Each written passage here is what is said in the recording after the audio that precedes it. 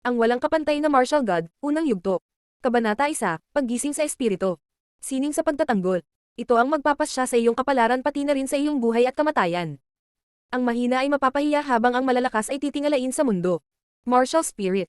Ang likas na talento ng mga tao sa kontinente ay itinuturing bilang ang kaluluwa ng mga mandirigma. Masasabing malapit na nauugnay ang mga nagawa ng isang mandirigma kanilang martial spirit. Mayroong maraming mga uri ng martial spirit. Mga espiritu ng kalikasan tulad ng apoy, yelo, bagyo, pag-iilaw, at iba pa. Mga espiritu ng sandata tulad ng mga kutsilyo, baril, espada at sibat. Mga hayop na espiritu tulad ng puting tigre, baliw na rhinocero, marahas na unggoy at ang ahas ng dragon. Bilang karagdagan mayroon ding maraming makapangyarihang espiritu ng kaluluwa tulad ng walang kamatayang espiritu. Ang martial spirit, ito ay lumalaki at tumataas ang kanyang lakas sa paglilinang ng kanyang master. Ang lungsod ng Yangzhou, sa manor pamilyang Lin. Binuksan ni Lin Fang ang kanyang mga mata at tinitigan ang sinaunang at hindi nilinis na silid. Dito sa kakaiba ngunit pamilyar na silid, ang kanyang mga mata ay nagpakita ng isang pahiwatig ng mapait na pagkabigo. Para isipin na ako ay nakaligtas. Bulong ni Lin Fang sa kanyang puso. Sa sandaling iyon, ang kanyang masamang pakiramdam ay nawala, ang ngiti ay bakas sa gilid ng kanyang bibig niya. Tama iyan. Siya ay orihinal na isang senior student mula sa Huazia Jiangnan School. Gayunpaman, dahil sa isang aksidente sa sasakyan, tumawid si Lin Fang sa ibang mundo at nagwakas sa pagkakaroon ng isang junior na kapareho ng kanyang pangalan. Medyo nanlumo si Lin Fang, hindi dahil sa siya ay tumawid papunta sa ibang mundo. Sa mundo, siya ay isang ulila at nag-iisang inaalagaan ng kanyang lolo. Isang araw, matapos makita ang paunawa sa pagpasok sa kolehiyo ni Lin Fang, sa wakas gamaan ang pakiramdam ng kanyang lolo ngunit sa di inaasahan ng lolo niya namatay dahil sa sobrang pagtatrabaho. Sapat ang iniwan niyang pera para kay Lin Fang sa kanyang bangko upang bayaran ang kanyang pag-aaral sa kolehiyo. Ang halagang ito ng pera ay maaaring ituring na isang swerte sa nayon. At para sa kanyang lolo nag-ipon siya hanggang sa huling piraso ng mana para kay Lin Fang, ngunit napabayan niya ang kanyang kalusugan. Si Lin Fang ay nag-aral ng mabuti sa kolehiyo at palaging nakakakuha ng pinakamahusay na scholarship. Nais niyang umasa sa kanyang sariling pagsisikap na baguhin ang kanyang kapalaran, upang matupad ang hiling ng kanyang lolo. Ngunit unti-unting naunawaan ni Lin Fang na gaano man siya kahirap at gaano karami ang kanyang ginawang pagsisikap, wala itong ibig sabihin sa panahong ito kung saan, dapat ay gumaganap ng impluwensya ang isang magulang ng mahalagang papel. Sa kanyang senior year internship, isang cocktail party ni ginanap sa isa sa mga hotel. Sa panahon ng party, tinulungan niya ang isang lasing na babaeng estudyante na intern dahil nais itong isama ng isa sa ikalawang henerasyon na mayamang bata para sa kahalayan. Pagkatapos nito, ang mga tao ay nagsimulang tahimik na umalis. Sa huli, nauwi sa wala ang 4 na taong pinagsikapan niya. Siya ay pinatalsik sa paaralan noon, ang dahilan ay ang malaswang pananakit sa kanyang babaeng kiskwela. Sa katunayan, ang ebidensya ay hindi may kakaila dahil personal siyang nakilala ng babae. Ang kanyang mabait na mga aksyon ay kumagat sa kanya sa huli. Siya ay inaksahan ng babaeng tinulungan niya kasama ang mga batang mayaman. Kasama ang parehong mga saksi at ebidensya doon, si Lin Fang na walang pera o impluwensya ay hindi nagawang lumaban sa demanda sa batas. Ang kanyang kapalaran sa punto ng oras na iyon ay natatakan na. Nasentensyahan siya sa kulungan ng 8 hanggang 10 taon, siya ay ganap na nadiskeril sa lipunan. Nang makita niya ang batang mayaman at ang babaeng magkaeskwela na masayang magkayakap ng magiliw sa isang Audi na kotse, tumalon si Lin Fang sa isang random na kotse na may kasamang ngiti, pinaandar niya ang Audi. Malabo na naaalala ni Lin Fang ang dalawa, natatakot ngunit madumi mga mukha na naglalaman ng karumihan nitong tiwaling mundo. Sa kanyang nakaraang buhay, si Lin Fang ay wala ng anumang nalalabing alalahanin. Sa makatuwid, siya ay hindi nalulumbay dahil sa katotohanang tumawid siya sa ibang mundo. Siya ay nanlumo dahil sa katotohanan na tila siya ay nagmamay-ari ng katawan ng isang basurang. Iyang master na may basurang espiritu. Ang Young Master Lee na ito na may parehong pangalan sa kanya, siya ay orihinal na isang panlabas alagad ng sekta ni Yunhai. Sa Yunhai sect, madalas siyang inaapi ng kanyang sarili pinsan, halos mabugbog hanggang mamatay at sa wakas ay pinalayas sa mga pintuan ng sekta. Ito ay dahil sa ang katotohanan na ang Young Master ay kalahating patay kaya nagawa ni Lin Fang na sakupin ang pagkakataong tumawid at angkinan ang kanyang katawan. Dahil nakamit ko ang isang bagong buhay, hindi ko nahahayaang maulit ang trahedya. Sinabi ni Lin Fang habang nakahigas siya sa kama at nakakuyom ang mga kamao. Ang kaluluwa nitong Young Master na ay nag-aatubili ng ganap na maghiwa-hiwalay, sinabi ni Lin Fang huwag kang mag-alala. Mula ngayon, ikaw ay ako at ako ay ikaw. Hindi ko nahahayaang apihin ako.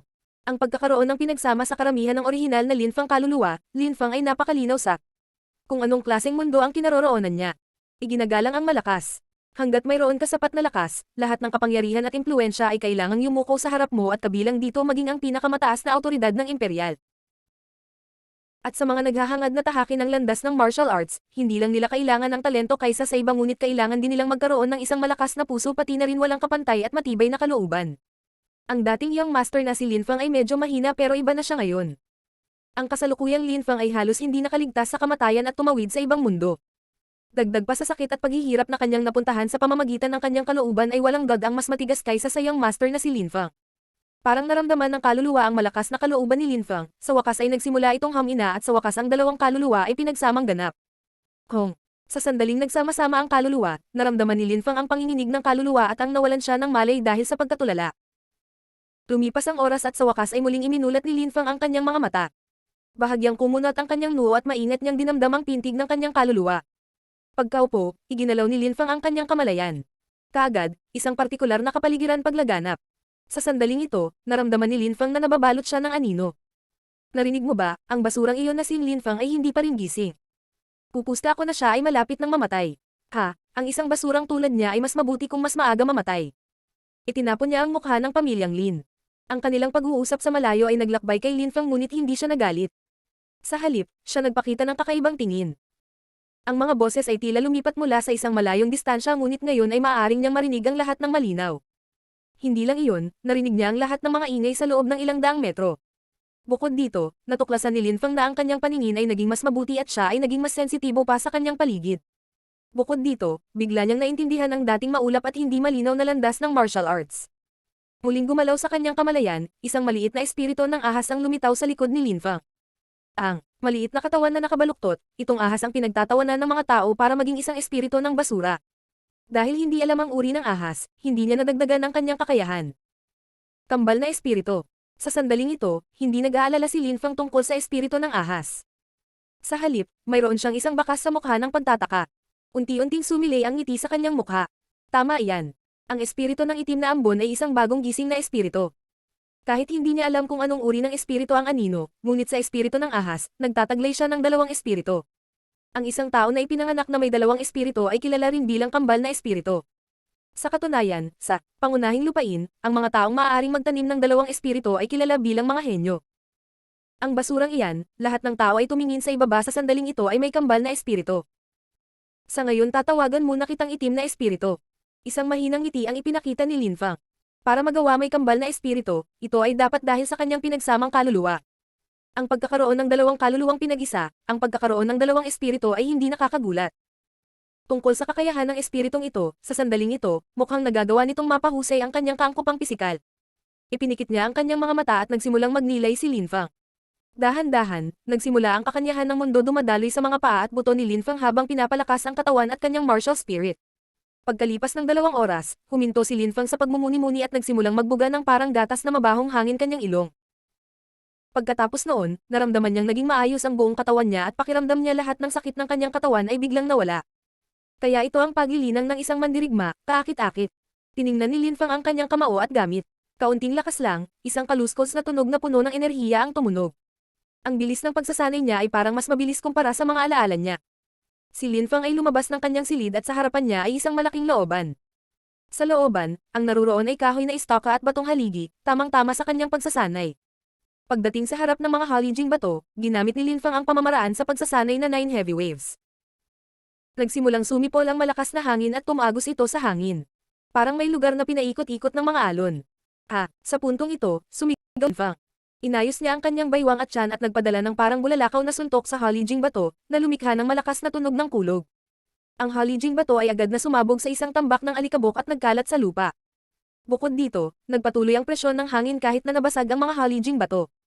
Ang presyon ng hangin ay gumawa ng ilang malalakas na tunog at naging sanhi ng pag-usad ng hangin tulad ng mga alon. Ang pressure ng hangin na ito ay lumikha ng mga bitak sa isa pang haligi ng bato 2 metro ang layo. Ang suntok na ito ay dapat magkaroon ng higit sa 6,000 bigat na lakas. Si Lin Fang ay labis na nasisiyahan dito. Epekto. Sa ngayon, ang kanyang kapangyarihan ay naibalik sa tuktok at ang kanyang chi ay umabot na ang ika-5 antas. Maging ang pamamaraan sa pagsasanay na 9 heavy waves na kanyang sinanay ay naging mas malakas pa. Dati 5 mabibigat na alon lang ang nakakamit niya pero ngayon ay talagang nakalusot sa pagkakaroon ng 6 na mabibigat na alon. Ito ay dahil sa kanya pambihirang tagumpay na nagamit niya ang kanyang chi at nagpadala ng 6,000 bigat na lakas. Mukhang ang itim na espiritu ay hindi lamang nagpahusay sa aking paningin at pandinig kundi pati na rin sa aking bilis at pangunawa ngumiti si Lin Feng. Siya ay tinatawag na basura ay hindi lamang dahil sa kanyang espiritu ng ahas ngunit dahil din sa kanyang mahinang kakayahan sa pag-unawa. Ang talento sa kanyang edad ay umabot na sa ika-6 na antas chi o higit na mas mataas. Gayunpaman, siya ay nasa ika-5 antas lamang.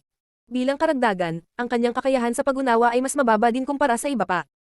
Kahit isang pamamaraan ng paglilinang lang ang sinanay niya, natigil siya sa panlimang malakas na alon, dahilan upang siya ay pagtawanan. Ngunit ngayon, ang mga problema sa paglilinang na kanyang kinakaharap ay tila nilinang sa hitsura ng itim na espiritu. Upang gawing mapahusay ang kalidad ng pangkalahatang martial arts ng isang tao, tila ang itim na espiritu ay hindi ordinaryong espiritu. Ang walang kapantay na martial god, unang yugto. Kabanata 2, patuloy na pagsulong. Lin Feng. Ang boses ay nanggaling sa nasa katanghaliang gulang na lalaking nakatayo sa looban. Ang taong ito na may malakas na katawan at disposisyon ay mukhang katulad ni Lin Feng. Ama siya talaga ang pinuno ng Lin Clan at siya rin ang ama ni Lin Feng. Dahil sa pagsasanib ng kaluluwa, kasalukuyang taglay ni Lin Feng ang mga iniisip at nararamdaman ng nakaraang Lin Feng. Kaya, natural na naramdaman niya ang pagtawag sa taong iyon, Ama. Lin Feng, ikaw ay maayos.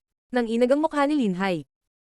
Si Lin Feng ay pinabalik sa angka ng Lin sa kanyang buhay na nakabitin sa pamamagitan ng isang piraso ng sinulid at sa lahat ng ito habang siya ay nasa estado ng pagkahimatay. Nawalan na ng pag-asa si Lin Hai at nagsimulang tumulong kay Lin Feng ihanda ang kanyang libing. Ngunit sa sandaling ito, nagulat siya nang makitang buhay ang kanyang anak. Paanong hindi siya matutuwa? Oo, Ama. Ganap na ako nakabaki.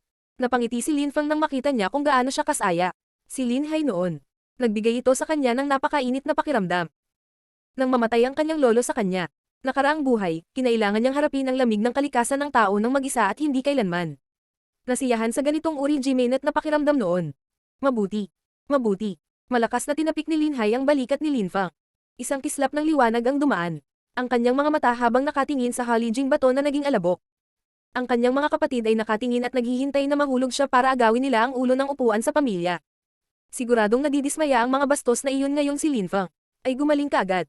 Sa sandaling ito ay biglang naglabas ng malamig na panginginig si Lin Hai na nagdulot kay Lin Feng upang maramdaman na ang kanyang katawan ay nagyelo. Si tatay ay talagang isang malakas na manlalaban sa antas ng kaluluwa. Sa pamamagitan lamang ng pagpapadala ng kanyang aura, magagawa niyang palamigan ang mga taong mababa sa kanyang lakas. Sabi ni Lin Feng sa kanyang puso. Sa landas ng martial arts, ang unang antas ay Qi. Sa pamamagitan lamang ng dahan-dahang pagdidirekta sa mga kakanyahan ng langit at lupa sa katawan ng isang tao, nililinis nito ang pagsasanay sa iyong espiritu ay makakabuo ng Qi. Pagkatapos noon, ang isa ay magagawang tumuntong sa antas ng kaluluwa. Sa antas ng kaluluwa, maaari nang isabuhay ang batas sa martial arts. Ang karunungan sa mga batas ay nangangahulugan na ang isa ay magiging mas malakas kaysa kahit sino at sa isang hakbang lang, maaaring patayin ng isang tao. At si Lin Hai ay isa sa mga eksperto sa antas ng kaluluwa. Lin Feng. Sino ang gawa nito? Malungkot ang mukha ni Lin Hai. Noong ipinadala si Lin Feng pabalik, siya ay kalahating patay na. Pinatunayan nito na talagang gusto ng kalaban buhayin si Lin Feng. At ito ang katotohanan. Gusto nga ng kalaban na mabuhay ni Lin Feng. Sa kasong ito si Lin Feng ay ang orihinal na young master na namatay. Tatay, hayaan mo muna akong mag-isa sa paghawak ng bagay na ito. Hindi sinabi ni Lin Feng kay Lin Hai na siya ay nasugatan ng anak ng kanyang ikatlong tiyuhin, si Lin Heng. Sa pamilya ni Lin, ang kanyang pangatlong tiyuhin at panganay na tiyuhin ay kumikilos sa pagtutulungan at palaging nagnanasa sa pamilya para sa ulong upuan. Sa katunayan, sa mga tuntunin ng kanilang lakas at impluensya, hindi ito mas mahina kung ikukumpara kay Lin Hai. Dagdag pa sa katotohanan na ang likas na talento ni Lin Heng ay medyo mabuti at isa siya sa mga natatanging estudyante ng Yunhai Sect. Ito ang dahilan kung bakit nang ahas si Lin Heng nasaktan si Lin Feng ng walang batas. Ang puot na ito, si Lin Feng ay kailangang magbayad nito sa kanyang sarili. Ang paraan ng martial arts ay hindi. Hayaan ang anumang pagsisisi o ito ay magiging hadlang sa pagsasanay ng isang mandirigma. Medyo nagulat si Lin Hai sa kanyang anak at sa sandaling ito, nakita niya na nagbago ang ugali Lin Feng at ang kanyang mga mata ay matatag at determinado. Hindi na niya ipinakita at nagbibigay ng pakiramdam na siya ay mahina at nawalan ng gana. Parang mapagbalat kayong pagpapala ang pangyayaring ito.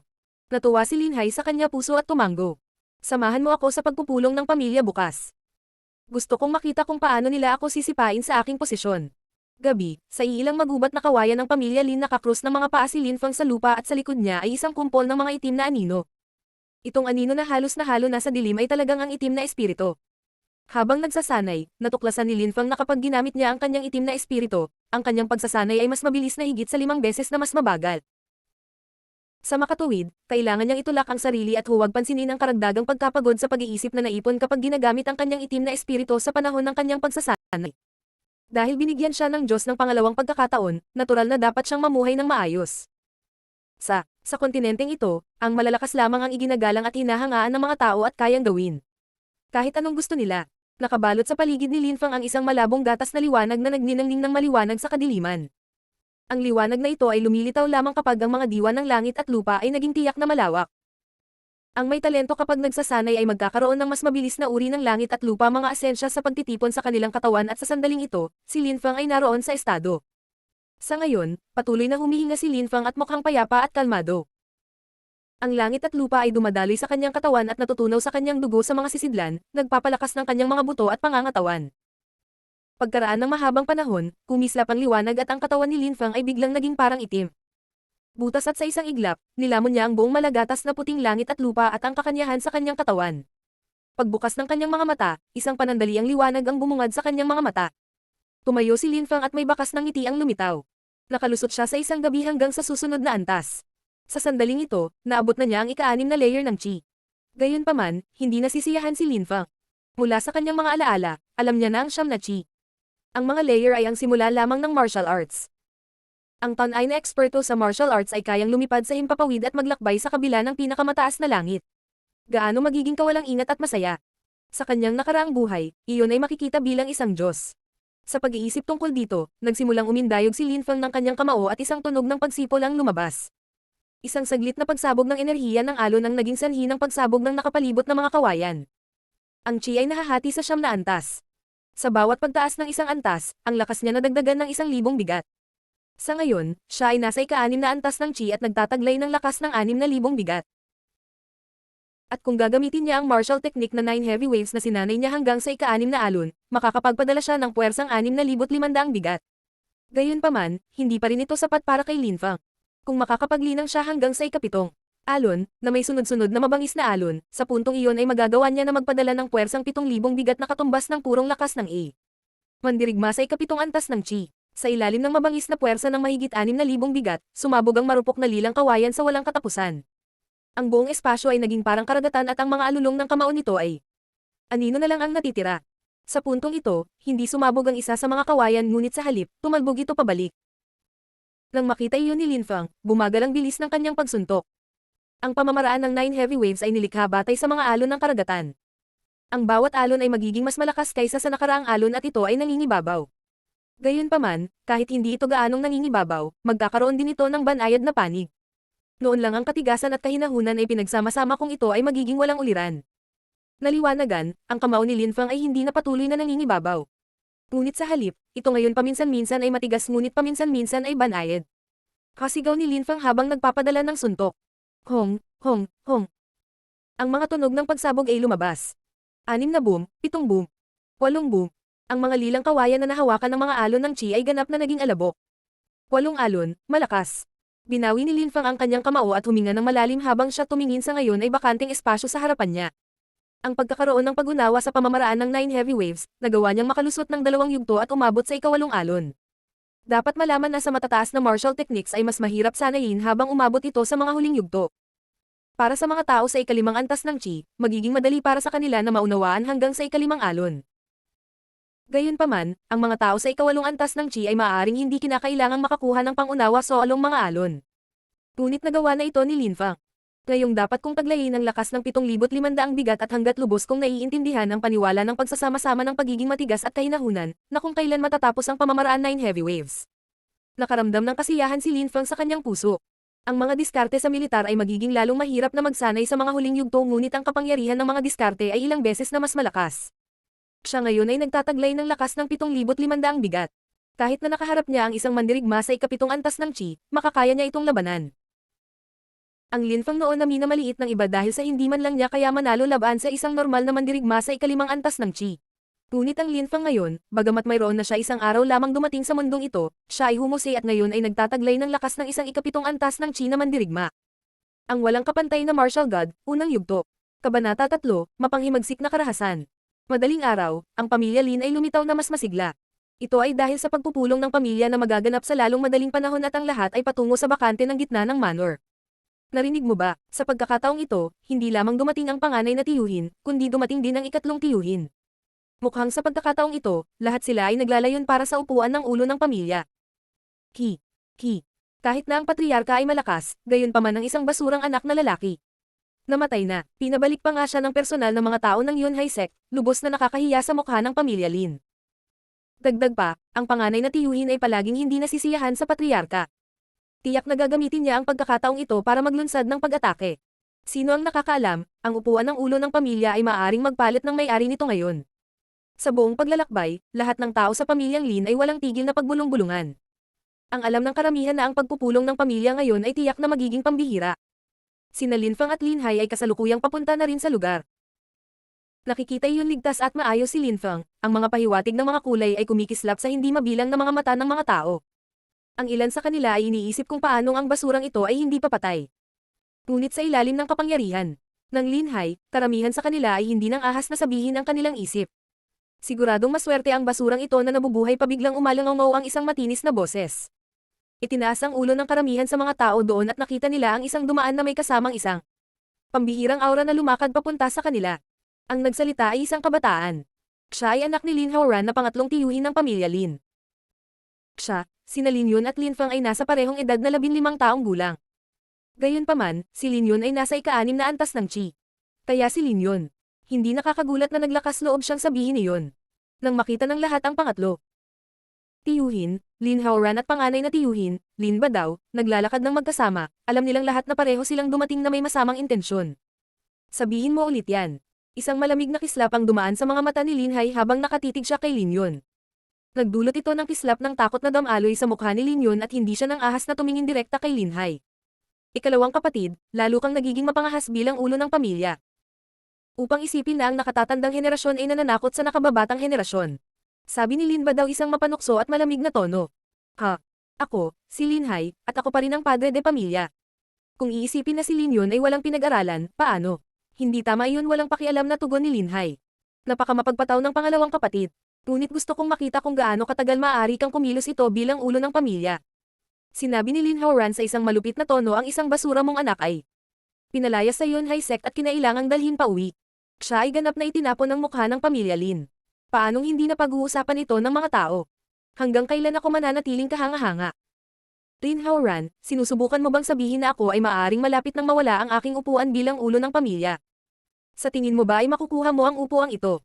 Ikaw ba ay karapat-dapat? Isang hakbang pasulong si Linhai at nagsimulang lumabas ang malamig na lamig kanyang katawan.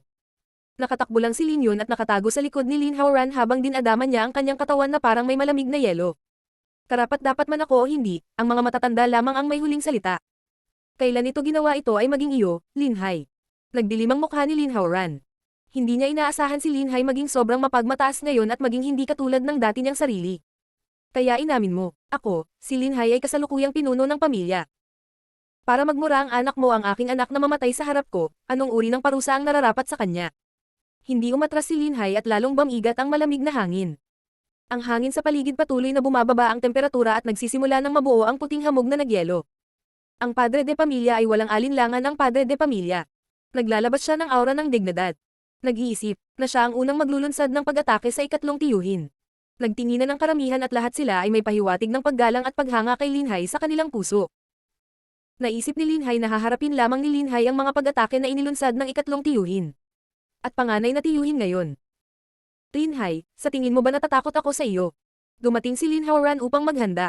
Pagkatapos sinabi iyon, isang malakas na alon ng init ang lumabas at nakipaglaban sa ginaw. Si tatay ay nagtataglay ng espiritu ng yelo at sa makatuwid, siya ay pangunahing nagsasanay sa mga pamamaraan ng yelo. Gayunpaman, si Lin Haoran ay nagtataglay ng espiritu ng apoy at kaya nagsasanay siya sa apoy mga pamamaraan. Ang tubig ay ang kalaban ng apoy. Gaano man kahirap lumaban si Lin Haoran, siya ay hindi mananalo laban sa aking ama. Ang pangunahing punto sa oras na ito ay malinaw na hindi siya.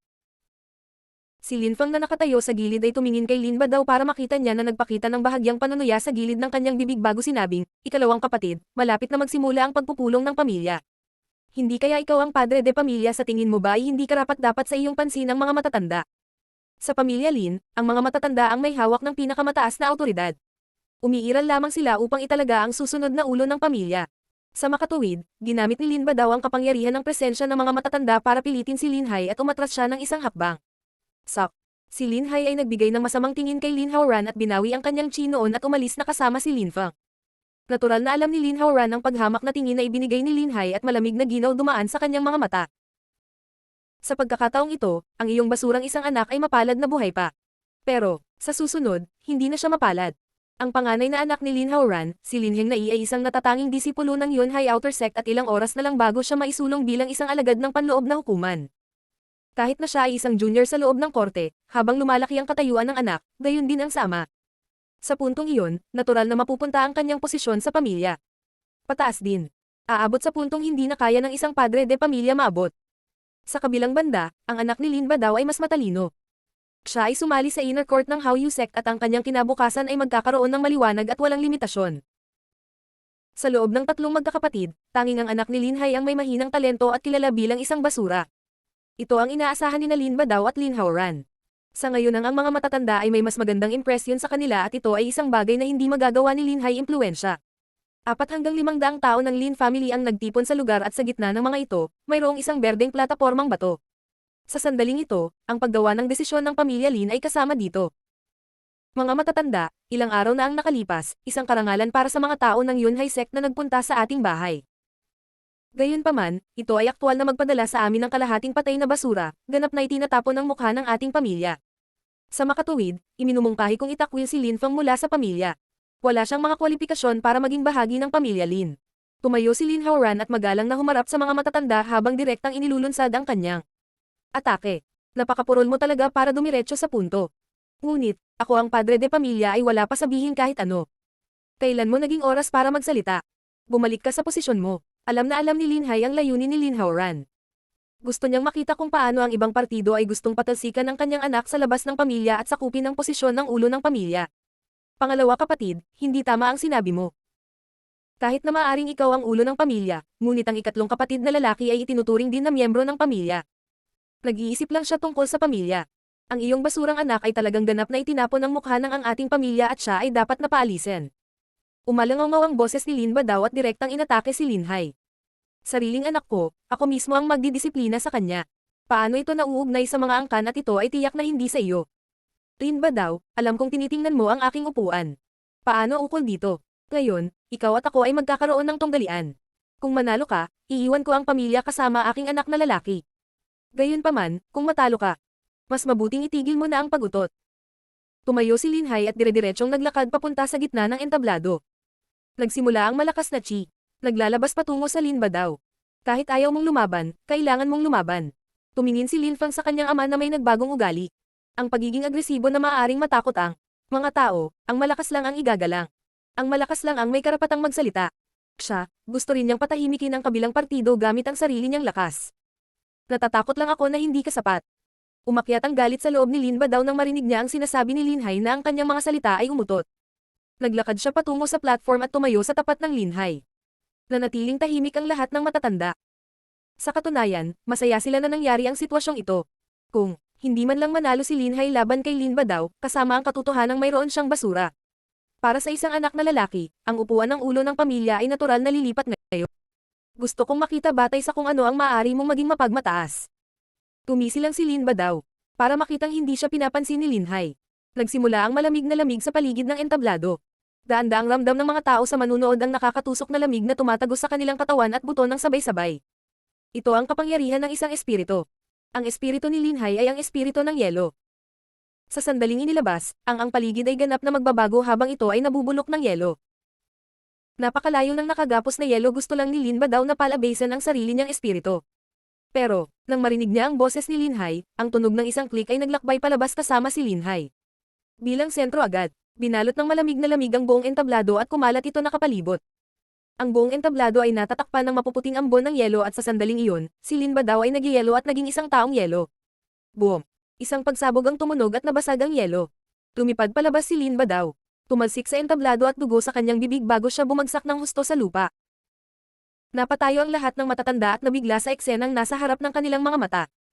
Hindi inaasahang bumagsak si Lin Badaw sa isang suntok lamang.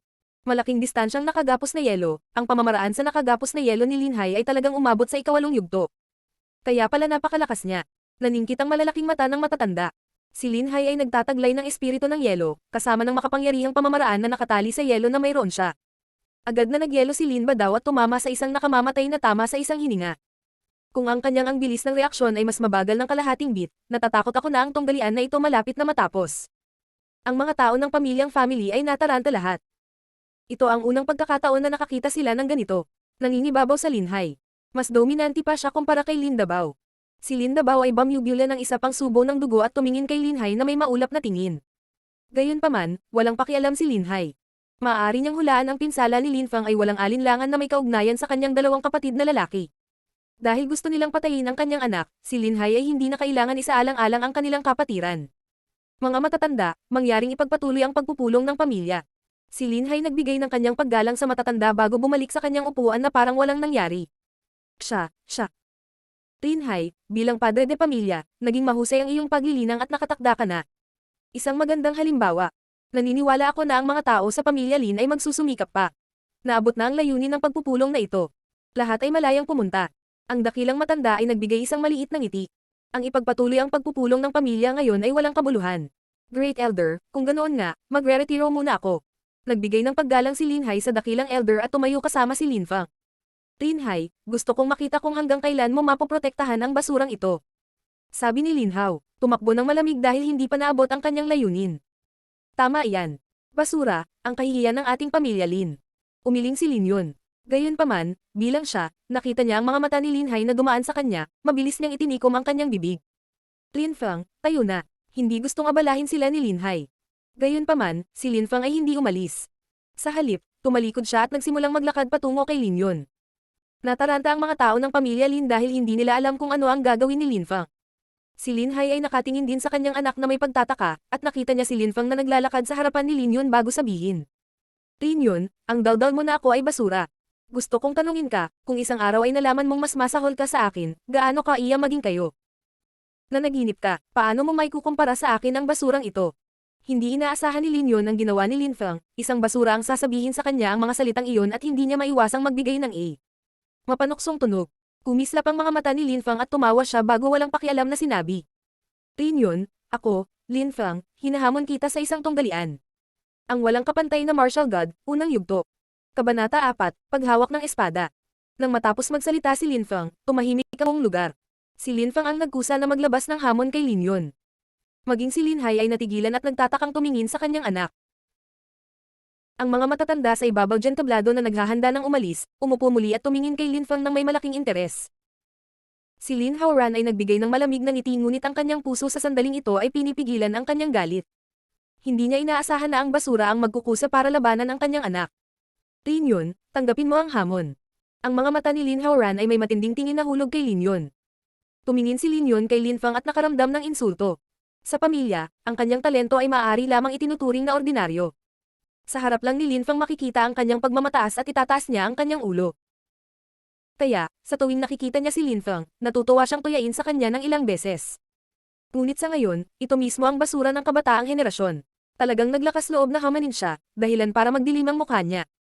Titigil ako kung matatanggap mo ang tatlo sa mga galaw ko, sabi ni Lin Yun habang naglalakad palabas. Plano niyang talunin si Lin Fang gamit ang pinaka-brutal na pamamaraan para maintindihan niya kung gaano siya kabasura. Kung matatanggap mo ang isa sa aking mga suntok, ito ay maituturing na aking pagkatalo. Lin Fang, umiling at walang pakialam na sabi. Ang walang malasakit na tono ay parang si Lin Yun ay hindi makakatanggap ng kahit isa sa mga suntok ni Lin Fang at naging sanhi ito ng kanya kutis upang maging madilim agad. Natigilan ng mga tao at walang imik na nakatingin kay Lin Fang. Ang taong ito dapat na nabaliw. Sa pag-iisip na may sasabihin talaga siya sa sobrang yabang. Gaano man kaganda ang mga salitang sinabi ng basura, basura pa rin siya. Gamit ang bentahe ng mga salita, ay isang bagay na basura lamang tulad ng gagawin mo. Tumiti si Lin Yun.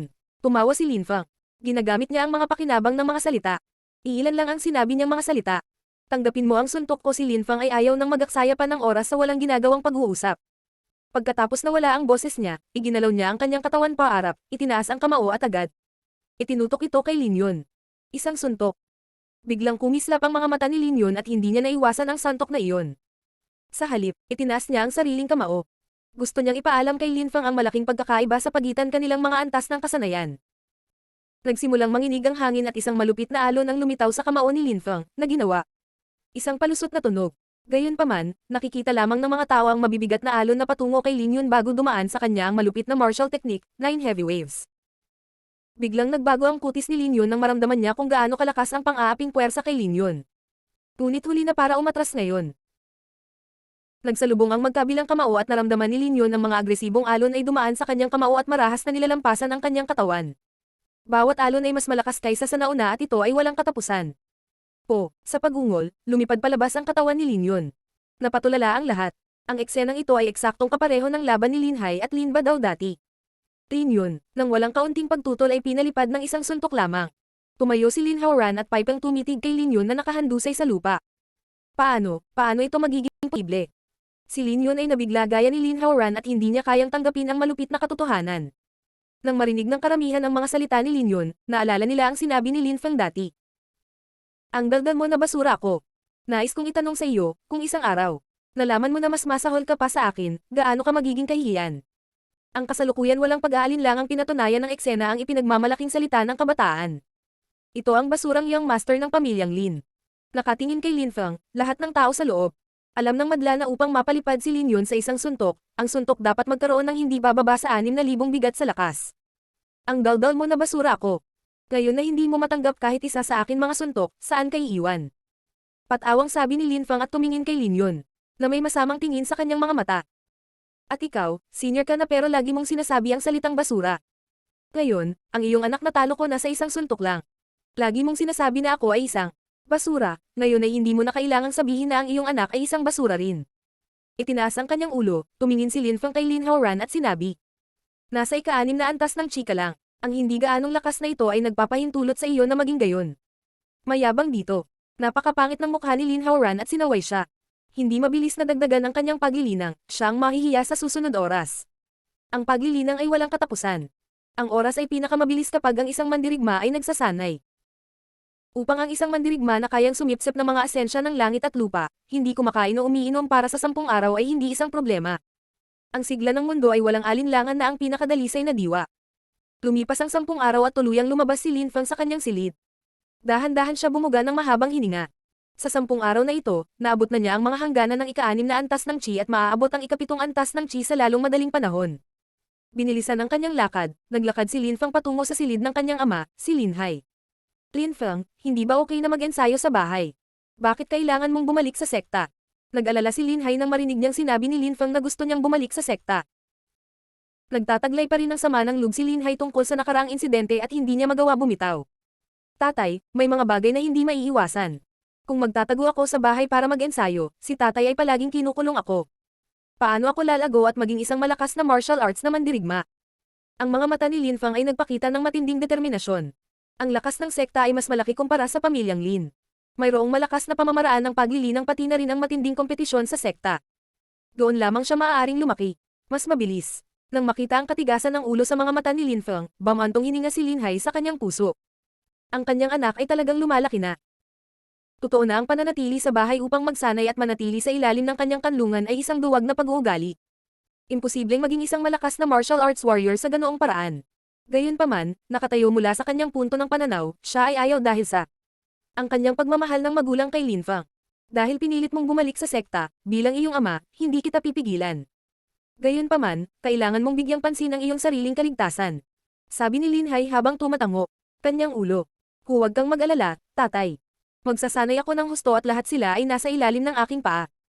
Kay Lin Feng na pananalita ay nagtataglay ng isang malakas na pakiramdam ng tiwala sa sarili. Sa kanyang itim na espiritu, ang kanyang paglilinang ay maraming beses na mas mabilis kumpara sa karaniwang tao. Ang kanyang pangunawa ang kakayahan ay naging mas malakas din. Bilang karagdagan, na may determinadong puso, mayroon siyang mga dahilan upang maniwala na hindi siya magiging mas masahol pa kumpara sa mga tinatawag na mga henyo.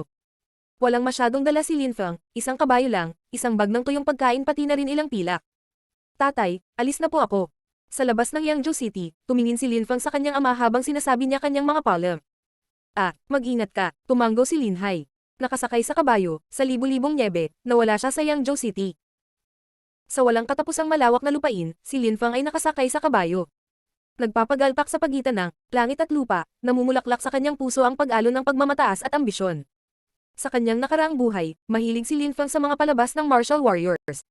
Isang nag-iisang kabalyero na nakasakay sa kabayo habang umaawit at naglalakbay sa buong mundo gamit ang isang espada. Hindi niya inaasahan na sa buhay na ito, magkakaroon siya ng pagkakataong sumakay sa kabayo at maglakbay sa mundo ng malaya. Isang palayok ng alak, isang awit ng nasirang pag-ibig, at isang ligaw na buhay. Isang bayani na may hawak na espada at naglalakbay sa mundo. Para sa pagmamataas, ang mundo ay dumudugo at kakulayan ang berdeng langit. Sa buhay na ito, siya ay nakatadhana na maging pambihira. Sa buhay na ito, siya ay nakatakdang mabuhay na kahanga-hanga. Ang walang kapantay na martial god, unang yugto. Kabanata 5, Hinubad ang espada.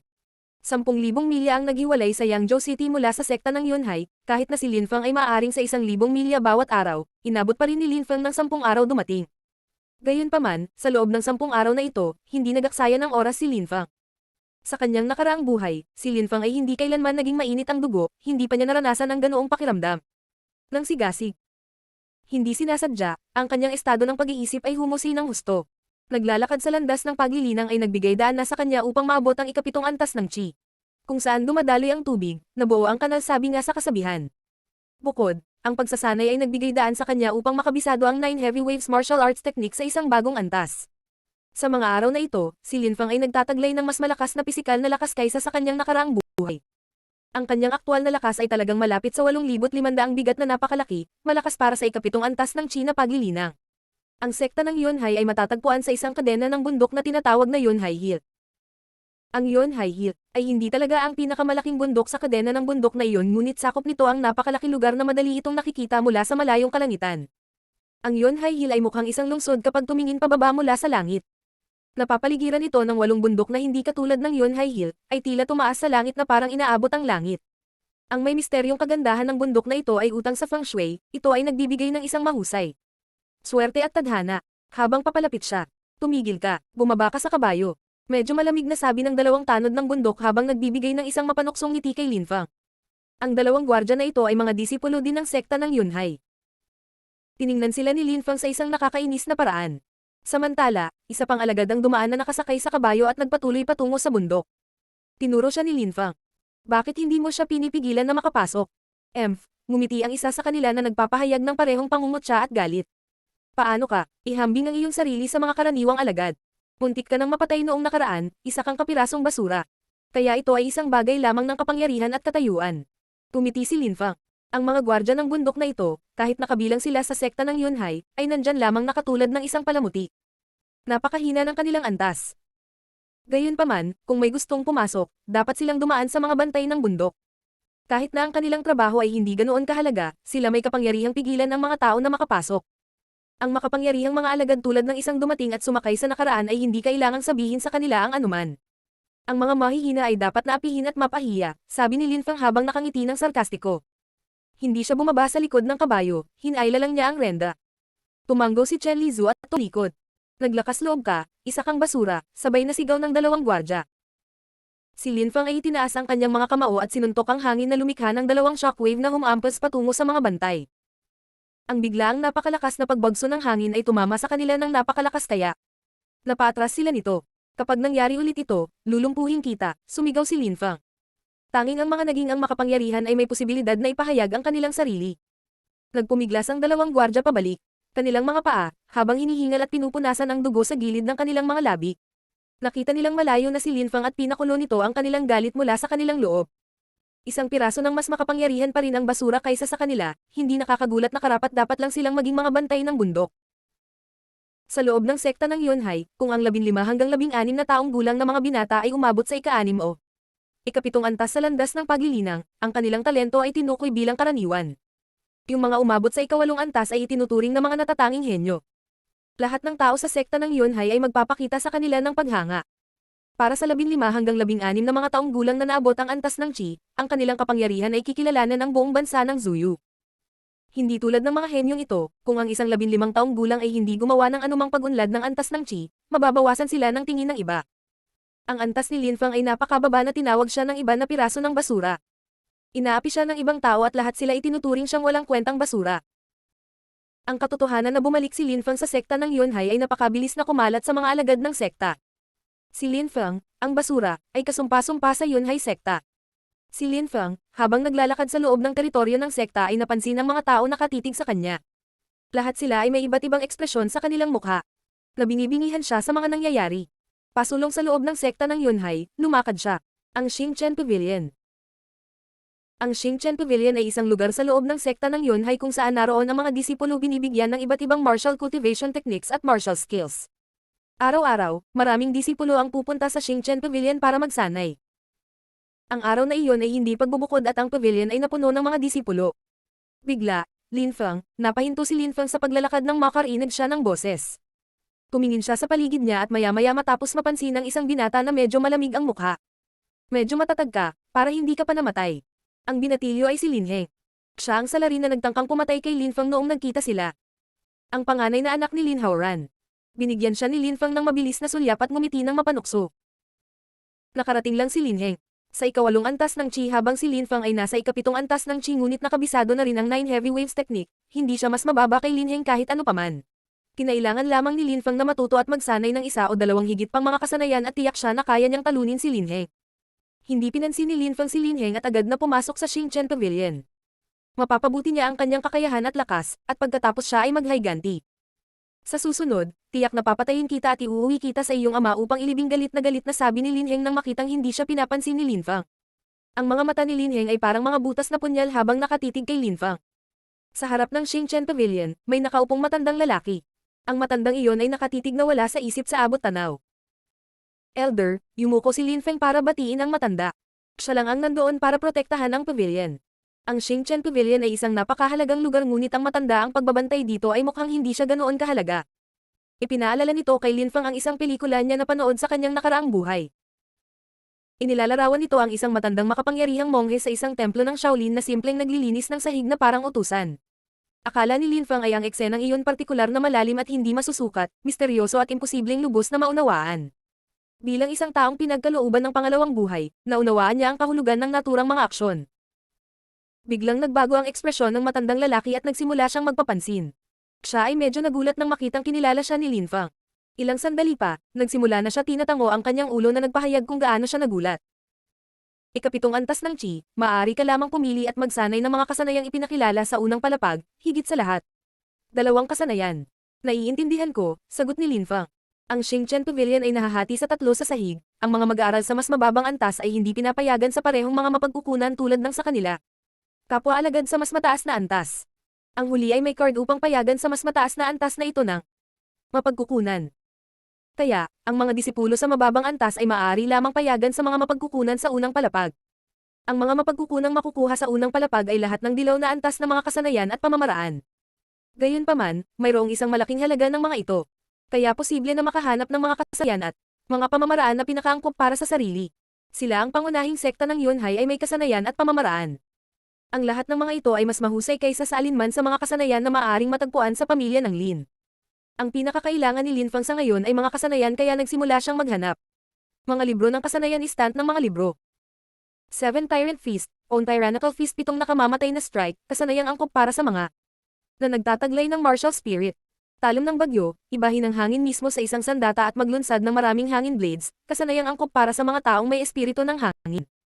Rampaging Ox, dilaw na antas ng pinakamataas na grado ng kasanayan sa martial arts, kasanayan na angkop para sa mga hayop na espiritu. Binuksan ni Linfeng ang lahat ng aklat na ito nang mabilis na inilipat ang mga pahina at pagkatapos ay inilagay pabalik sa stand. Sinapian siya ng madilim na espiritu. Kaya niya pagpapalakas ng lahat ng kakayahan na posible. Medyo mataas din ang kanyang kakayahan sa pag-unawa. Talagang walang ganap na paghihigpit pagdating sa pag-aaral ng mga bagong kasanayan. Siya ay maaaring matuto at magsanay sa lahat ng ito, na isa sa mga pakinabang ng pagkakaroon ng isang itim na espiritu. Gayunpaman, hindi pa rin siya makahanap ng kasanayang gusto niya. Ang malamig na hanging espada, mabilis at mahusay, ang paggamit ng kasanayang ito ay dapat gawin ng natural na biyaya at kakisigan, akma sa mga taong may espiritu ng espada. Nagbago ang ekspresyon ng mukha ni Linfeng at bigla siyang tumitig sa librong ito. Siya ay inaabangan ang pagdadala ng espada at paglilibot sa lahat ng sulok ng bansa pagtulong sa mga taong nangangailangan at pagbuhos ng dugo ng mga may masamang hangarin. Siya ay puno ng pasasalamat sa kanyang pangalawang pagkakataon at pagkauhaw sa paghihiganti. Hindi magawang ilarawan ang kanyang damdamin, medyo masaya ang kanyang pakiramdam ngunit mayroon pa rin siyang impresyon na ito ay hindi eksakto ang kasanayan na kailangan niya o talagang gusto. Kasanayan sa pagbunot ng espada. Ang paghuhubad ng espada ay isang kasanayang pumapatay sa bilis ng pagkidlat, isang mabilis na pagpatay sa isang palo, na angkop para sa mga taong nagtataglay ng espiritu ng espada. Sword unsheathing, huminto si Lin Fang sa paggalaw, tila ang paggamit ng espadang iyon ay iba sa ibang mga espada. Ayon sa kaugalian, hindi gaanong nagustuhan ng mga eskrimador ay ang sandali ng pagbunot ng espada dahil ito ay isang kritikal na sandali kung kailan isang tiyak na tagal warriors ang nawala at sa gayon ay naantala ang sandali kung kailan ang pag-atake ay maaaring mangyari isinagawa. Gayunpaman, ang paglabas ng espada ay isang kasanayang ginawa upang pumatay ng mga tao. Ang pagbunot ng espada ay pumatay para sa tanging layunin nito. Ang pinakamakapangyarihang sandali ang kasanayang iyon ay binubunot ang espada at tumatama sa isang galaw, kung napalampas mo minsan, maaari mo lamang isaalang-alang ang iyong sarili na natalo. Higit pa rito, ang pagbunot ng espada ay hindi katulad ng iba pang mga kasanayan. Mayroon lamang itong isa, antas, isang kilusan.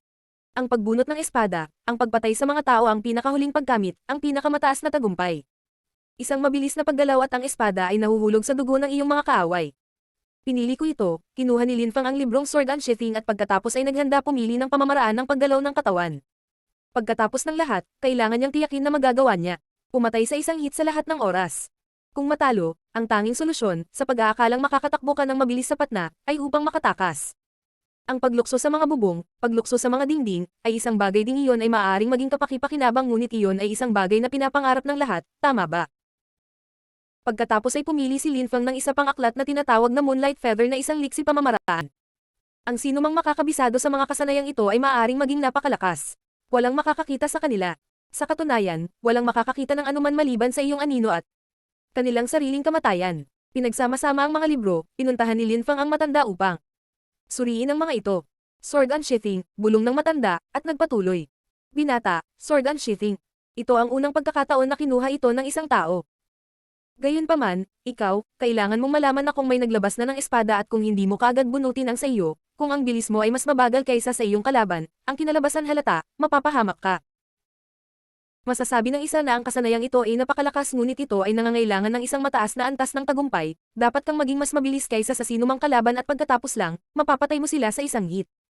Naiintindihan ko, alam ni Lin Fang na ang elder ay nagpapakita ng kabaitan sa pagpapamulat sa kanya. Ng kahinaan. Kung ang isang tao ay masyadong mabagal sa pagbunot ng kanilang espada, pagkatapos ay papatayin ng isang hit ay magiging imposible at nangangahulugan iyon na ilagay ang iyong sarili sa isang kritikal at mapanganib na sitwasyon. Malinaw mong naiintindihan ang mga implikasyon, kung gayon iyon ay isang magandang bagay. Kung hindi mo kaya matagumpay na pumatay sa isang hit, ang Moonlight Feather ay isang mahusay na kasanayan sa paggalaw para pagtakas. Tumigil sa pagsasalita ang matandang lalaki at tiningnan ang mga libro ni Lin Fang. Higit pa rito, ang mga aklat na hiniram mula sa Xingchen Pavilion ay kailangang ibalik sa loob isang buwan. Ang paghiram sa kanila ng higit sa isang buwan ay makakaimpluwensya sa iba pang pagsasanay ng mga miyembro ng sekta Yunhai dahil hindi rin nila sila mahiram. Salamat, Elder, salamat sa paggabay sa akin. Kinuha ni Lin Fang ang mga libro at magalang na nagpasalamat sa matanda na nagpapakita sa kanya ng pasasalamat. Ngumiti ang matanda habang tinatango ang kanyang ulo at iniabot ang isang nababaluktot na espada. Maaari mong gamitin ang espadang ito bilang sinturon dahil napakalambot nito, walang silbi ang espadang ito siya nga pala, kunin mo ito at magsaya. Bago pa makapagpasalamat si Lin Fang, huwag mo nang banggitin, hindi na kailangang magpasalamat sa akin ng maraming beses. Pumunta at magsanay. Napansin ng matandang lalaki na gusto ni Lin Fang na magpasalamat muli at kumaway sa kanya. Napakamot ng ulo si Lin Fang na hindi alam kung ano ang sasabihin. Pinagmasdan niyang mabuti ang espada. Ang paglabas ng espada na sinamahan ng pagsusuot ng espada bilang sinturon ay magbibigay daan sa iyo na atakehin ng isang tao sa pamamagitan ng sorpresa at patayin sila sa isang mabilis na paggalaw. Tumango si Lin Fang, ngumiti sa matanda at saka umalis. Matagal-tagal na rin simula nang makakita ako ng isang kawili-wiling binata bulong ng matanda sa kanyang sarili. Kaagad pagkatapos noon, bumalik ang matanda sa kanyang dating posisyong nakatitig sa abot tanaw na tila nawawala sa pag-iisip. Sa mga araw na ito, ang mga kabataan ay nag-aalala sa pagsasanay upang mapabuti ang kanilang aktwal. Lakas, ngunit parami ng parami at pabigla-bigla habang nakakalimutan at napapabayaan ang tradisyonal na pundasyon ng mga kasanayan sa martial arts.